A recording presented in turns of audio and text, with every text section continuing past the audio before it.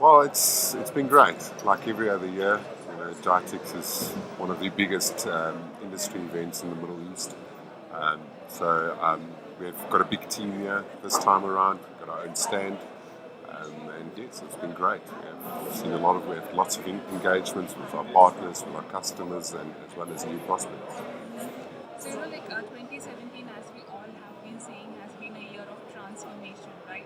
So, from a channel point of view, what kind of change in the market have you seen? So we've seen a shift for us, to more of a cyber resiliency play rather than a kind of a point solution type of solution set that our customers are looking for. We speak to a lot of our messaging this year at GITEX has been cyber resilience, really what you do before an attack, during and after attack. And that transformation for us has really been prevalent in this year as we've seen it roll out. And how have you emphasized on the importance of creating awareness? Because in spite of all the security technologies being in place, crises have happened, right? So how strong are you when it comes to educating your channel or empowering your channel? I think for us, enablement plays a massively important role in the sales process. So being 100% channel driven, Werno spends a lot of the time on the ground with the partner sales folk, teaching them how to have those conversations, teaching them how to uncover those opportunities within the channel. And then I think further than that, the enablement of the customer themselves becomes so important. The tech can be in place, but if you don't have that human firewall and the awareness and almost the conditioning of the employee around what to look out for when mails are coming in that could potentially be malicious, I think there's a massive focus on that as well. So the theme of the show is reimagining realities, right? So what's Mimecast tagline for 2017, and how are you reimagining security as a concept? Well, I think our slogan will always be to make email safer for business.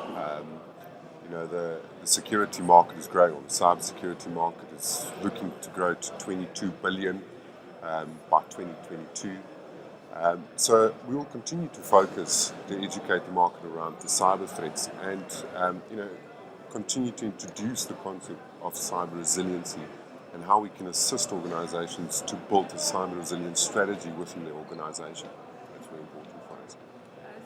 Very interestingly, email is the most taken for granted thing, right? Like we send tons of emails just blankly. Suppose if a customer wants to purchase an email, say security, say from you or any other vendor.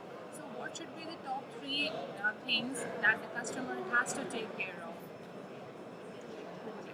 So I think that speaks to Jason's point around cyber resilience. It talks about a before scenario, so the preventative measures. It talks about during an attack and then after an attack. The challenge with most businesses today is, it's not a question of if, it's a question of when there's a data breach in an organization. So just changing the mindset, there is no silver bullet.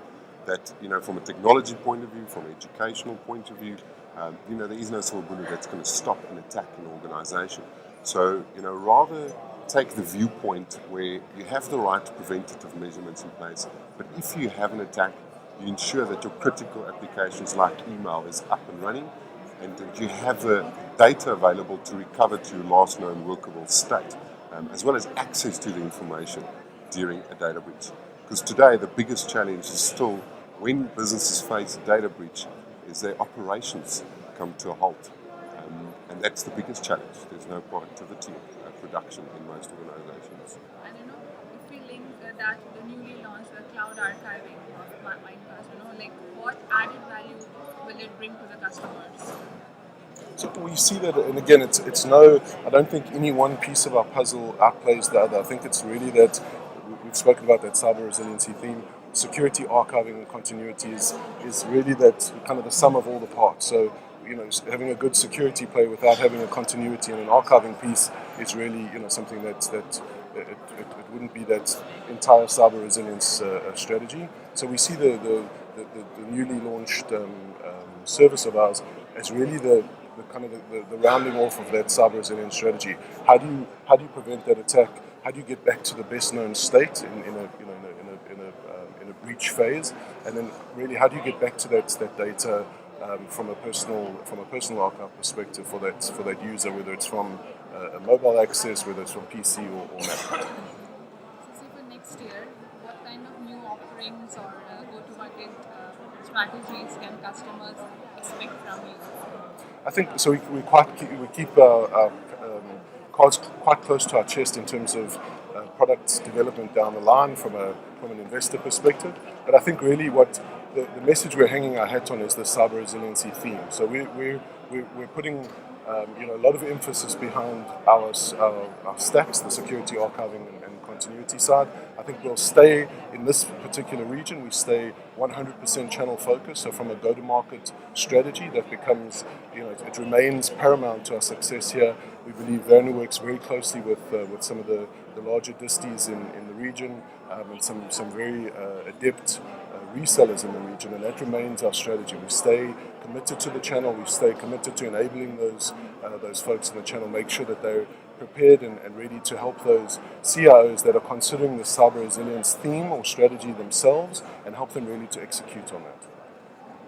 Thank you, gentlemen, for being with us today. We wish you all the best for the rest of the day. Thank Thank you. you very Thank you much. so much. Thank you. Appreciate it. Thank you.